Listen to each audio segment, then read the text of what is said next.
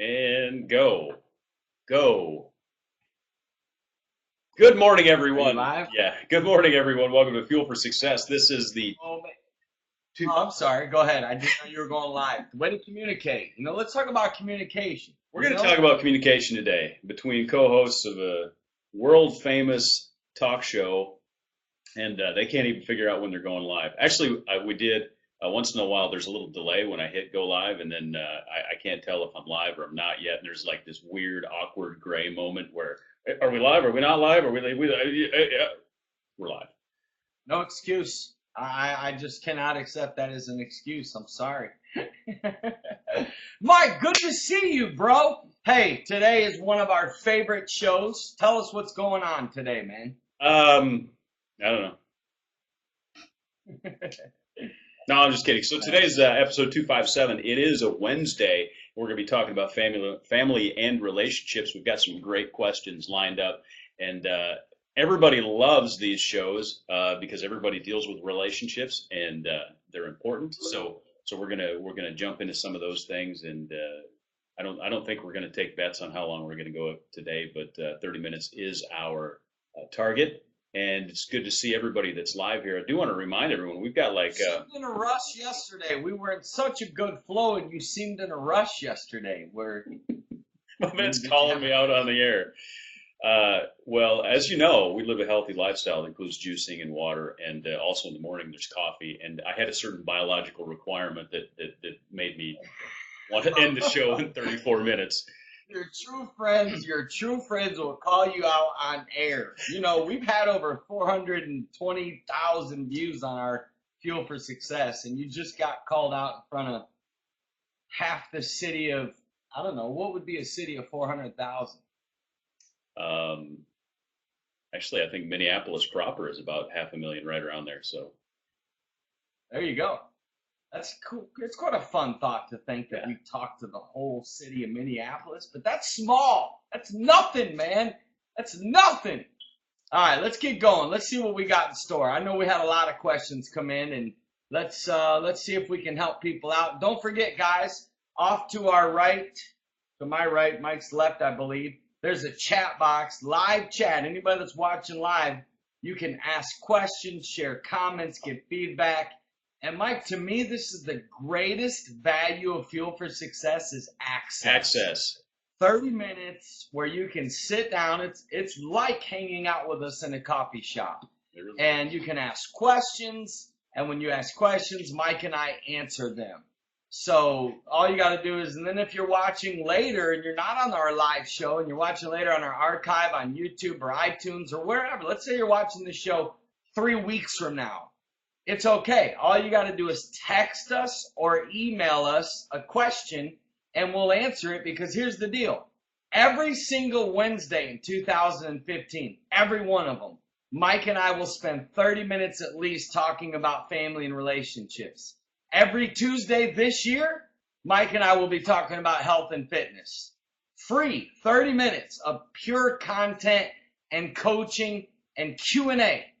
And then every single Thursday this year, every Thursday, Mike and I will be talking about business and entrepreneurship and life coaching.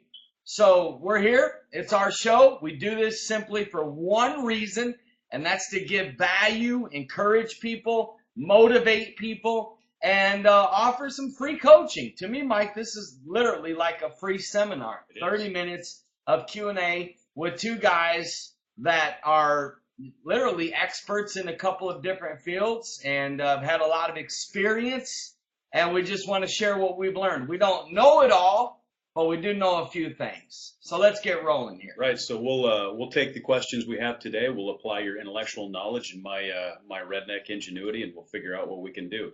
Hey, so here's the analogies. Listen, if I hated both of us, if I hated you and I hated me, I would watch this show just to learn from your analogies. I would almost journal them. The first person that publishes the book, Mike's Top 100 Analogies, to me, it's going New York Times bestseller. That puts a lot of pressure on me right now. Like I got to produce now. Wow. Okay. That's actually okay. You know what? You surround yourself with the people who challenge you, and sometimes pressure is a good thing. Little And teachable you know what? moment. There's nothing worse than telling a joke that nobody laughs at. Can you imagine sitting in a room with all your friends and you go to crack a joke and there's that awkward moment where they're even trying to laugh, but it's so not funny that they can't even fake a laugh. That's how you know the book is that bad. Or book, the The joke. joke. That's I was crossed off there. yeah. Matt Fontana, my boy Matthew. Hey, that's this laugh. You go, ha. Okay, so let's. That's where you give that laugh where you're like, it's a fake half smile, and it's like, and then you just look away. As soon as they look away, you know it was a bad joke. Because Yeah, looking like, away, the eye contact is everything. Speaking of relationships, Mike, I would love, you know what we're missing in relationships is the power of the sit down. In the mafia, they call it the sit down, meaning they deal with all business face to face. Guns and all, you might leave the meeting getting shot, but at the end of the day, the mafia handles every single part of their business with what they call a sit down. I read this in a business mafia book that was awesome. I was like, God have mercy. And in relationships, Mike, we don't do enough face to face. Let's sit down, let's talk about it. You know what I mean? Too much, somebody, I remember, I coach baseball, and anybody that quits our team usually do it through an email. Whatever happened to people just showing up on the field and say, hey, coach, this is our last practice. It's been great, but we feel to move on. That's almost lost in our society. Right.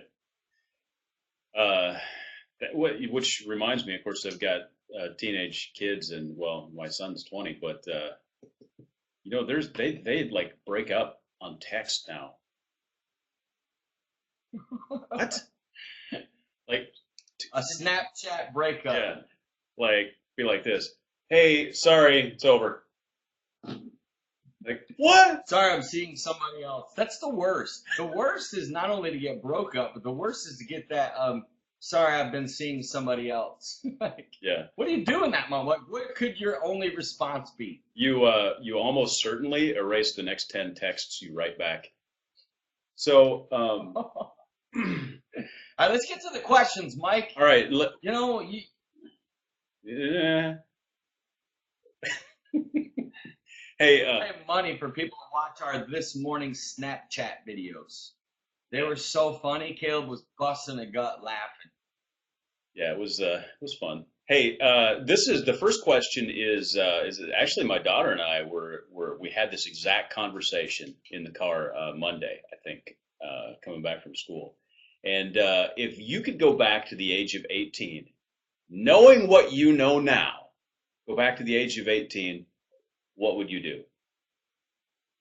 I can tell you without even blinking an eye, without rehearsing it, without thinking about it, without beyond a shadow of a doubt, if I could go back to the age of 18, I would from that day forward religiously find a way to save 20% of what I make. 20% at least. I would find a way to live off of 70% of my income and give 10% to tithing and 20% right into savings.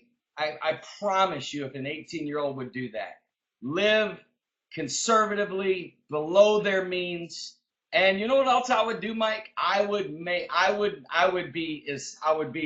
become a health freak. Yeah.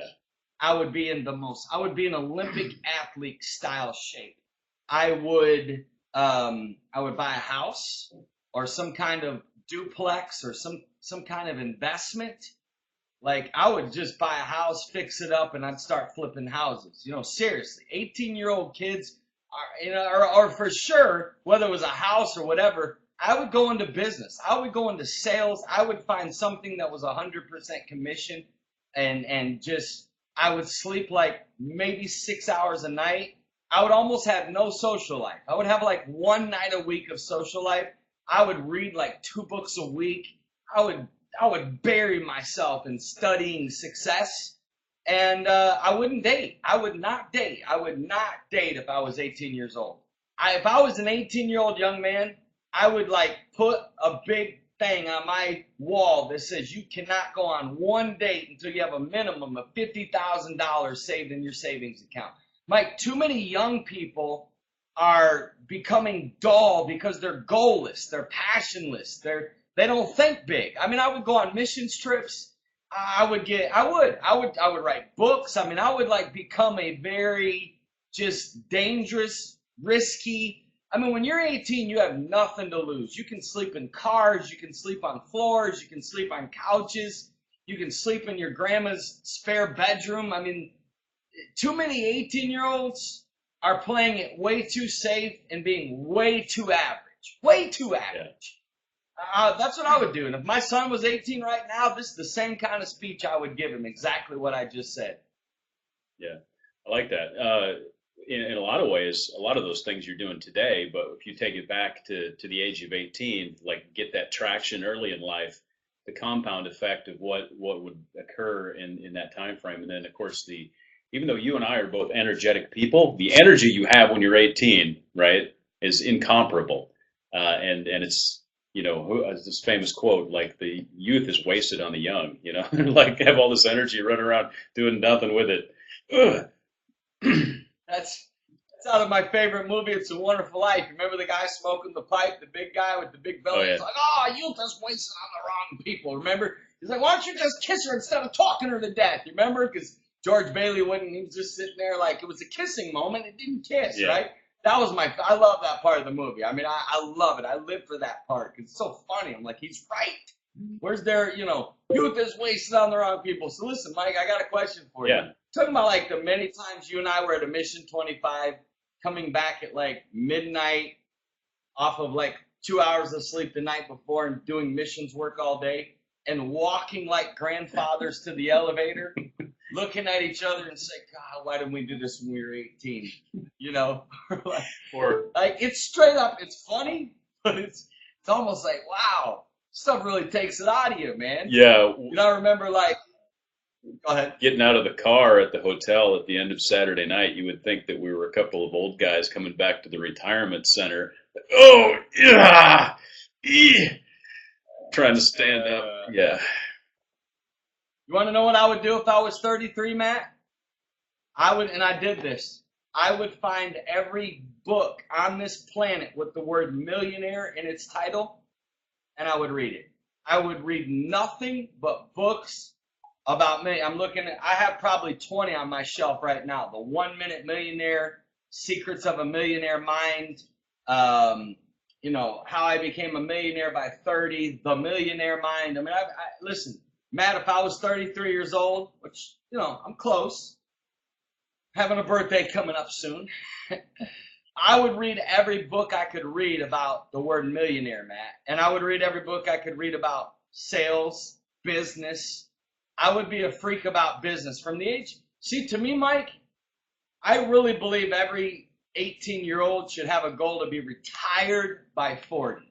Retired, meaning like if they want to work, they do work that they want to do, not because they have to. Right. If an 18-year-old was smart and really went extreme, they could retire by 40.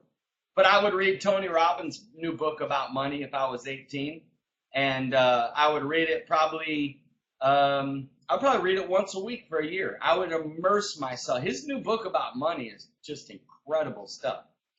Yeah. And, going back, knowing what I know now, one of the things that I think, obviously you gain a lot of wisdom, over life. But one of the things that is, I think, crucial is the fact that when I was younger, I had no idea the kind of opportunities that would be presented to me. And in a lot of cases, just because of my nature, risk taking and all of that, I would take advantage of opportunities, do the very best I could. But there's a lot of opportunities that I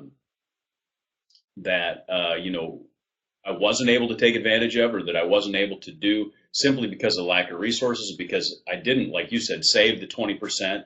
I didn't focus on financial success. In fact, I was a financial, moron when I was 18, frankly. So, I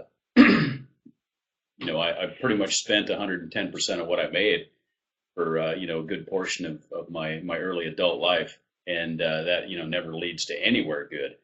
But, knowing that look, when you're 35, 36, up to 40, into your 40s, you're going to have opportunities. They're going to be there that, just simply aren't afforded to a younger man. And if you're in a position to be able to take advantage of those opportunities, opportunities in the kingdom of God, opportunities financially, business wise, and put yourself in a position where you can take advantage of those opportunities, because a lot of us just have to watch them go by because we simply haven't done the diligence ahead of time to be able to be in a position to take advantage of it.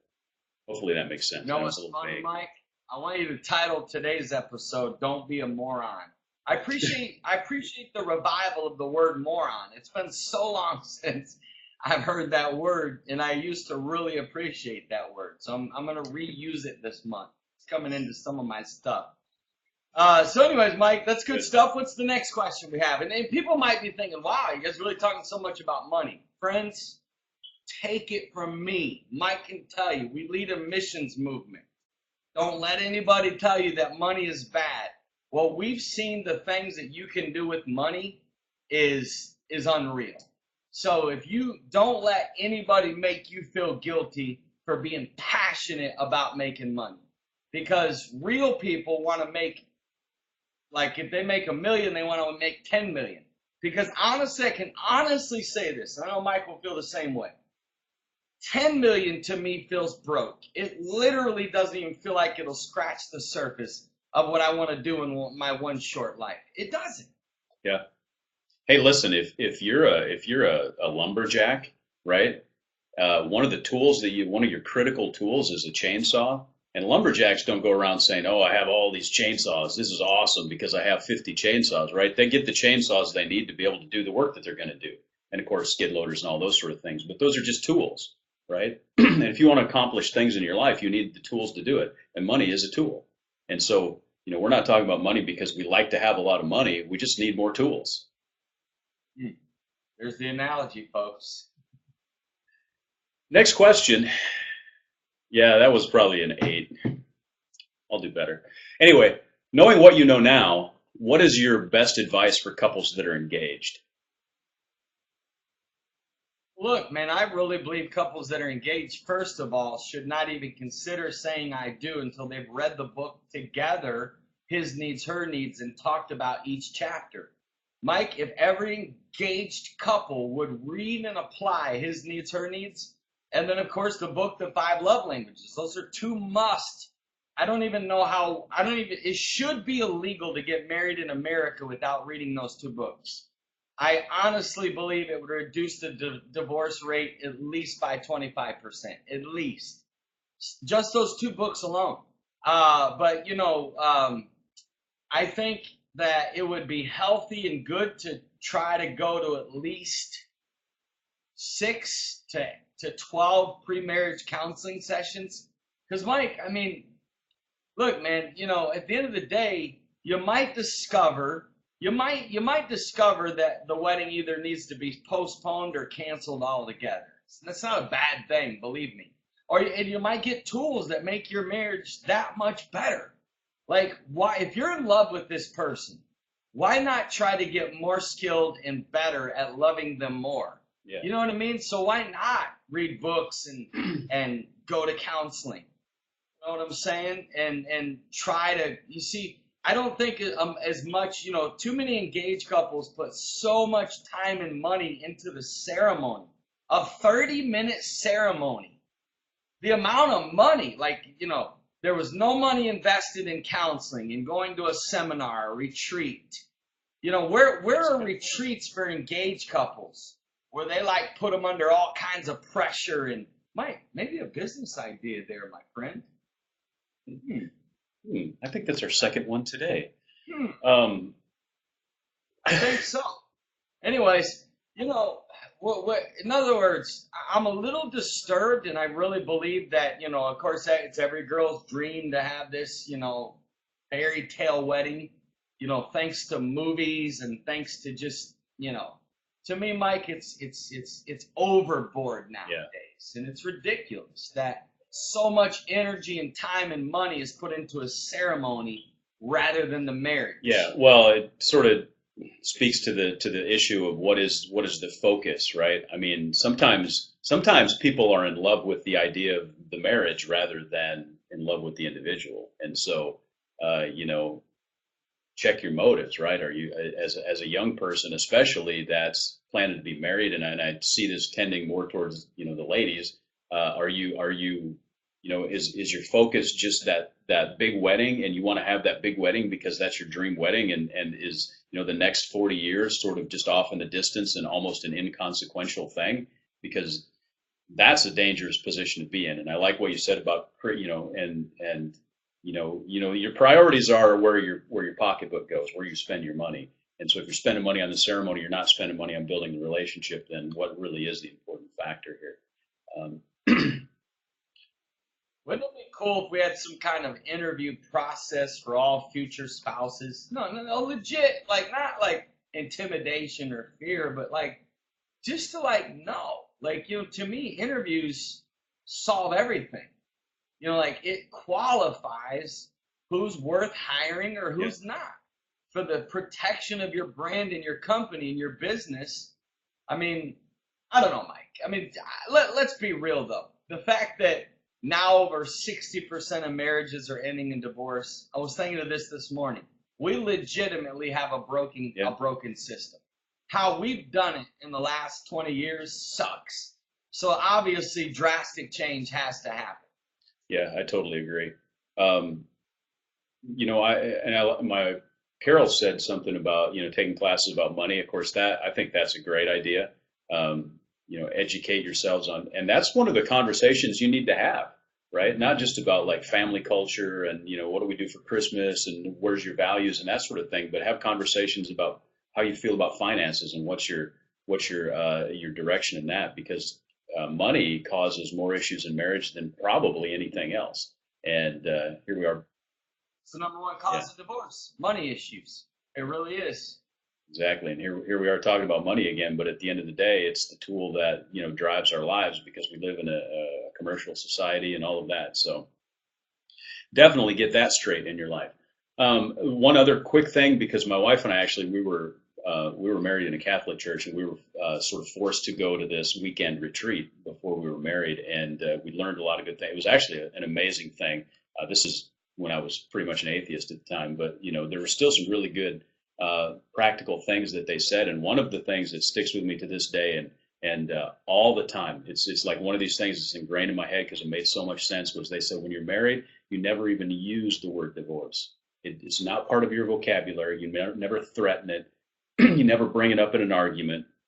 It's just not part of your vocabulary, because you see the problem is that when someone is given even the illusion of choice, it begins to change the way they think. And when it's no longer a choice, then your focus and your thoughts are on the solution rather than, hey, you know, I've always got this other option. When you take it off the table as an option, it changes the way that you think about things. I believe that. Um,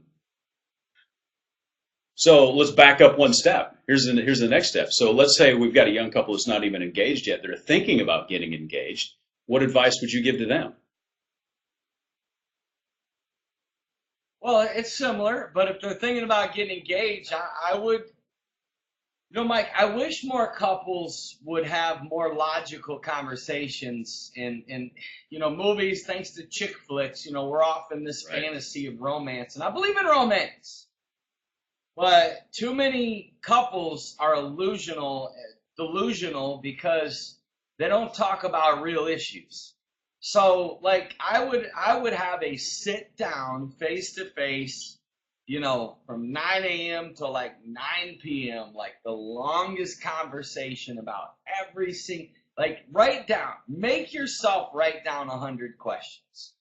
Write down scenarios. Listen, cut out the fantasy.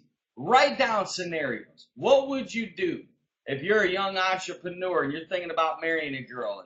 And let's just say, let's just like give a scenario. So, like, honey, let's say we have a date planned Tuesday night at, I tell you and I build it up, and it's, maybe every Tuesday night is going to be our date night, or whatever. We're going to definitely have a date night once a week.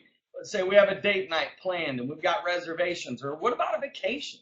Let's say you've got a cruise planned and all of a sudden something goes wrong in your business, and as the owner, you have to be there. Like, straight up, find out what her response is and listen, and let's say she would be like, that's non-negotiable. Like, no matter what, I would not be cool with you canceling our cruise. Now you've got a decision to make. Because sometimes in business, you actually have to do that. That's real life. And again, that would mean like, just because she's not cool with, maybe canceling a vacation, and I'm talking about like a real life, so I'm not talking about like, talking about like a real life situation, then it's honestly better and more mature to say, well, look, let's be mature about this. This could be a deal breaker. And if you like, we don't have those kind of real life conversations. Like in my case, I would ask a girl, I would say, look, let me ask you a question. Let's say we had a 2-day getaway planned on the beach. I've been working really hard. No, babe, we're going to go get away. And let's just say, something happened where my son needed me and I needed to pick him up. Like, would it bother you? I'm not going to lie, Mike. There's some ladies that would be bothered by that. That would be like, you know what? Like, in other words, and you got to talk about that kind of stuff, vice versa. It just depends, Mike. If you're a parent and you're dating, the questions change drastically. If you're in business, if you're going to be a missionary, I mean, I know young people that want to literally go live in Africa. I mean, you just narrowed, like, your mate selection just got extremely small. You know what I'm saying? If you are passionate about, travel and you're dating somebody that's a legitimate homebody, like, let's say like, Christmas morning, every single Christmas, Mike, I'm up at like 5 a.m. getting Starbucks coffee to the homeless. There's some people that wouldn't be cool with that. Like, no, I'm not going to give up every Christmas morning. I want to stay in bed and snuggle. Like, those are like small things that like become real in a real life marriage. Because we never talk about them, now that's what kills intimacy and passion and romance in a marriage, because it was never talked about. Now that you're in it, you like got all these surprises, like, well, seriously, like if you're down to your last $100 and, you got a bill to pay tomorrow and your husband, who's an entrepreneur, says, babe, I'm going to invest this $100. I think I can make us $500 more, but it's going to take 2 days. And, like, are you cool with that kind of stuff? I just think as many scenarios and real life things, like make stuff up, make up scenarios. Think of scenarios you've seen in other couples. Let me ask you a question. So I saw this wife did this to her husband. Was this acceptable? Shoot me straight, and as honest as you can be. I mean, at the end of the day, Mike, if you're dating somebody that's not brutally honest, like raw honest, you shouldn't even be talking about engagement. Like, the number one destroyer of relationships is dishonesty. Like, you need somebody you can be totally real with. Are you safe to be real with that person? Are you safe to tell them your truth? Is it okay to express your honest truth about this situation? I mean, I can talk all day about this. I'm just giving you as many practical whatevers to get people thinking before engaging.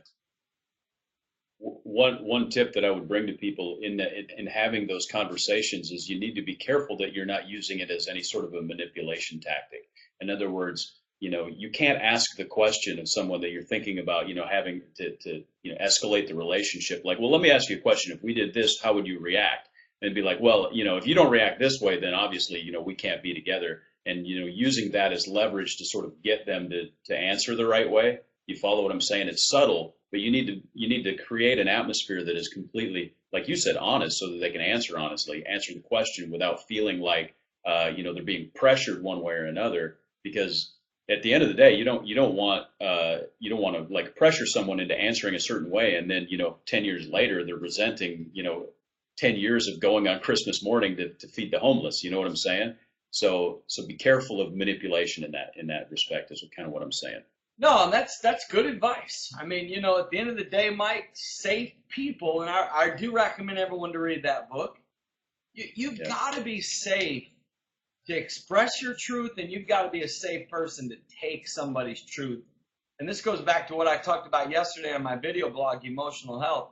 Can somebody express their truth without you flying off the, getting offended or mad or whatever? You know what I'm saying? Can somebody like tell you their truth and them be safe to express that?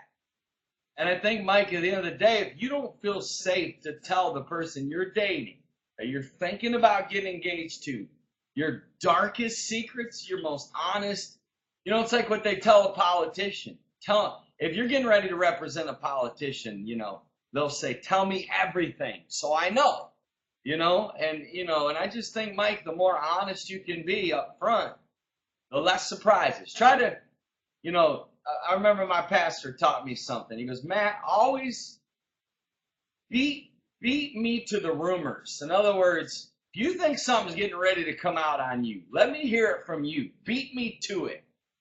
And he has this quote called, never surprise the bishop. And so, look, man. I like that.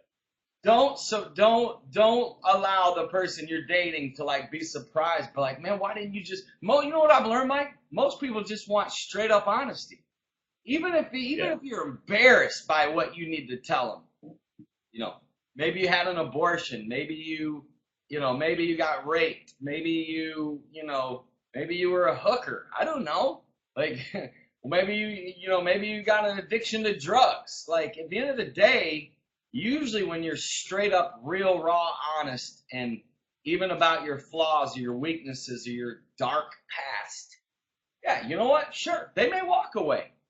But better for them to walk away and you have integrity and respect. Better for you to lose somebody that can't accept, whatever, than for you to try to hide it. Because trust me, if you can live with your own dignity, if I lost a girl because of my truth, I feel like I could look right in that mirror right now and have dignity. You know what I mean? Well, and the other thing is that a relationship that's founded on deception, is never going to be very strong. So, if it's rooted in deception, it'll always be in deception, and that's a bad way to run a relationship. Hey, we're at 32 minutes, but I want to ask you two more questions, and these are quick ones. Mike, it's our show. If you want to ask two more questions, you can, my friend. Yeah, well, I'm just, because you called me out about yesterday. I'm actually hoping to flip the tables on you and run this show long enough that you have to end it. Oh, nice. Because you knew how much tea I drank, huh? Yeah, exactly. Hey, well, let me ask you this. Listen, you're one of the, as far as connecting with people individually, you're one of the masters. I don't know that I know anybody that is better at connecting with someone, especially when you're in person, like in a room in front of somebody face to face. You're an amazing communicator, amazing connector. Let me put it that way. And so, can you give a communication tip that has helped you to better connect with people? Thank you, Mike. That's very kind of you. Mike, nothing beats the feeling of, I remember one time I read something by Bill Clinton. Now, Bill Clinton, whatever your views of him about politics, the guy was a master of relationships and people. I know because I've got friends that are personal friends with him and have told me how he is in person. Whatever you see on CNN or whatever your views are, again. But he did say this, and I read this in one of his books. He says, you've got to learn how to make the person feel like they're the most important person in the world. And one of the ways to do that in connecting with people is eye contact, and really, like Mike, if you can get here, if somebody can get to the place when the question that they're asking, they want to know it so bad that like let's say I ask Mike, let me ask you a question. Wow, I love those cowboy boots. Where'd you get them? My heart has got to bleed really wanting to know that. And that goes back to showing pure, straight up, deep interest. Really, I want to know. When you can engage and showing interest in that person with eye contact and really feeling like I really, really like you. When you ask somebody, hey, how you been lately? and Yeah. you really mean that, you really want to know, hey, how's your grandma? You know, and you can remember stuff like that. Hey, I saw on Facebook that your grandma had surgery last month. How's she doing? Like, Mike, that goes deep with people. When you can do that and remember it and feel it, and people can feel, you've got to be able to express sincerity and genuine like interest. You know, and when people can feel that, Mike, there's going to be a connection. Right. And you know, the core of it comes down to authenticity, right? I mean, you need to genuinely care. And that's where it starts. And I think that's where, you know, a lot of your ability to connect comes from, because you do genuinely care. And you know how you remember that their grandma was in the hospital? Because you care, right? Not because it's on, you know, your marketing sheet, right? It's literally because you care. And so that's, I think that's the first step, is actually start to care about other people. And you can't fake that. You know, I'm going to give you a behind the scenes scenario that Mike and I lead a company called My Health 90. I know you guys weren't aware of this, but we have clients. We call them family members. I really straight up client is just a word, but family members. I can honestly tell you this behind the scenes, okay? When one of our My Health 90 members is struggling, Mike and I have never like laughed about it behind closed doors. We've never been like, it's like you can feel from both of us. We'll be on the phone, like Mike will call me or I'll call him, be like, hey, I just saw so-and-so, man. How can we help them? Like our heart is bleeding that, like straight up behind the scenes. Mike and I have been on the phone, and it's almost the tone of our voice is almost like I just found out Mike's daughter broke her arm, or Mike just found out Caleb, got cut from his baseball team. Like if Mike found out Caleb got cut from it, he would almost be in tears. He would, bro, hey, listen, I just saw something, and that's where we are. Like the caring element, Mike, is almost gone in society. And, it's like straight up when Mike and I will be at a Mission 25 and it starts at 7:30, when we're literally saying to each other, let's get down there earlier so we can talk to people, so we can connect with people. Even when people come on our missions trips, we tell them, look, we're not in there just slapping mashed potatoes on a plate and saying, God bless you to a homeless person. We want to get to know their names, where you're from, tell me your story, what are your dreams. Mike, thank you for the compliment. You're actually one of the best. Because I've seen you, like, you're one-on-one, the master of the world, and really caring for the one-on-one of a person. And I've seen you do it. Like, I've been like, Mike, we got to go. And you'll, like, be sitting there still staring in their eyes. And I'll be like, again, Mike, we got to go, man. The subway is leaving. You know what I'm saying? And anyways, but really, you can't replace caring. You cannot. In business and ministry and missions work and family with your kids, you can't replace caring. You cannot. I love to learn, and I love to learn from people. Every single person has a wealth of knowledge, no matter who they are. And so for me, it's always an opportunity to learn something about somebody. And for me, it's just, I love doing it. Hey, thank you, David. Thank you very much, David. You got a good point there, yeah. Hey, what were you gonna say? I want to do the last question real quick, and you got 2 minutes. If every dad on earth was every dad on earth was listening to you right now, and you only had 2 minutes to talk to them, what would you say? Oh my goodness. Okay. When am I starting the timer?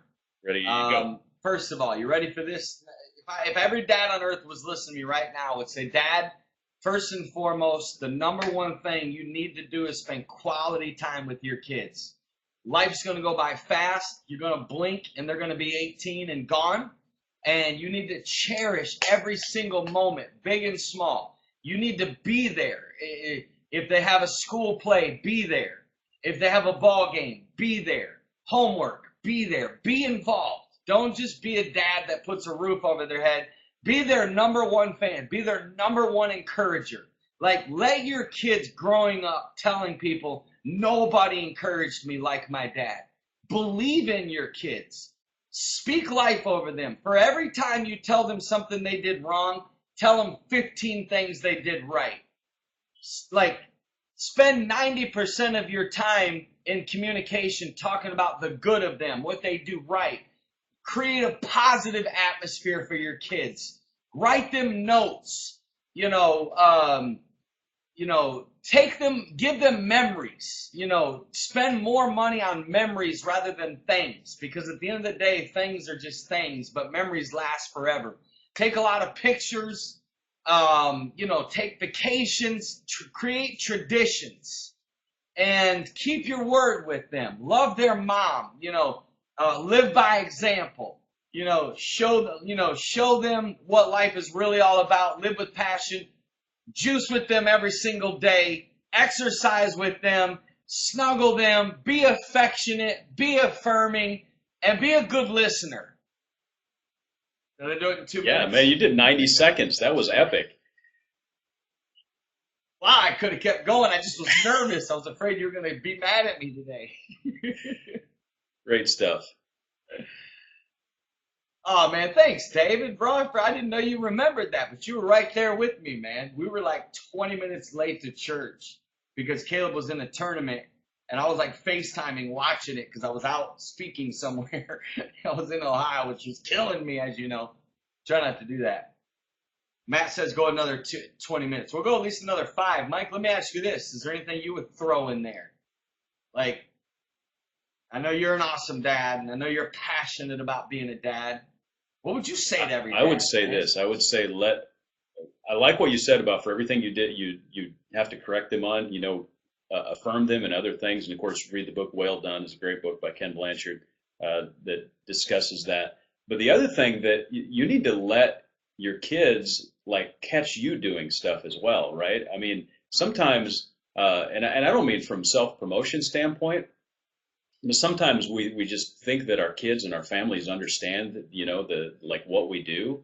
And I'll give you a great example, like, spiritual disciplines, like reading Bible and prayer. If you always do that alone and your kids have no idea that you're ever doing it, you realize that you're missing an opportunity to affect their lives and impact their lives. I mean, you know how many, people that I've talked to who grew up in Christian homes that they're like, one of the most powerful things I remember is early in the morning I could hear my dad praying out in the other room.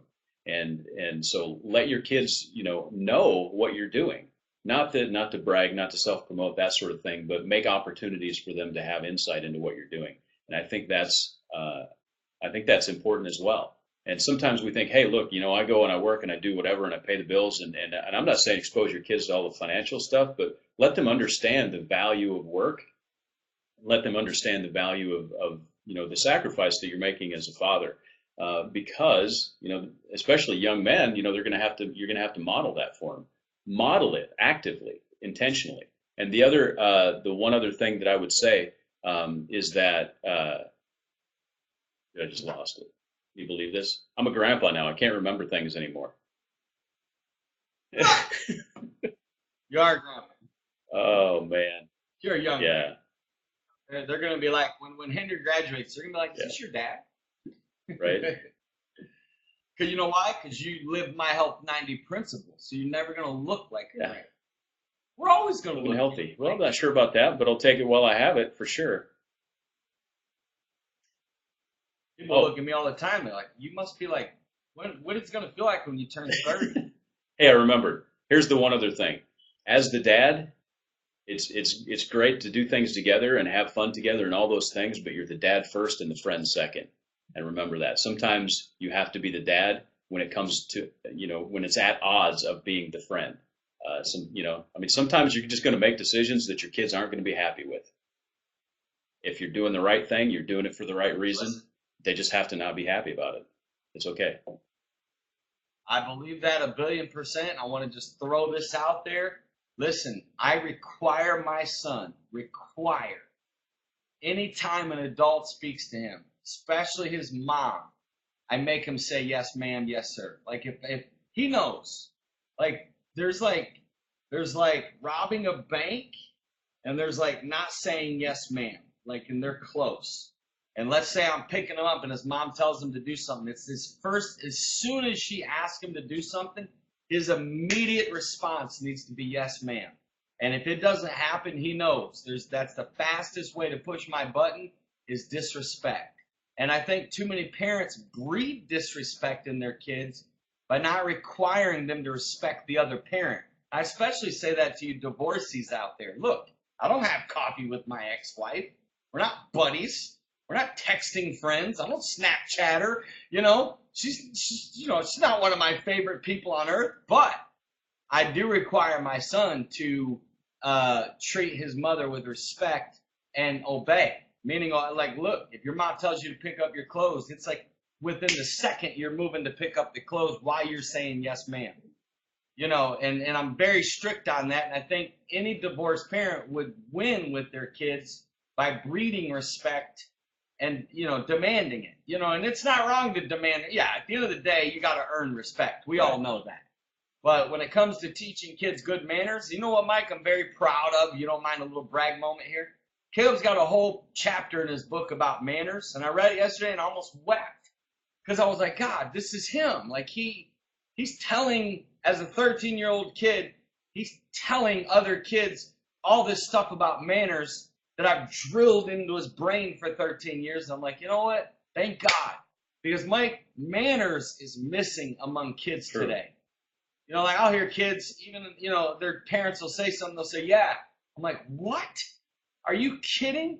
Did you say yeah to your dad? Did you say yeah to your mom? Or they'll like ignore, like their dad or ask them to do something and they'll literally ignore it.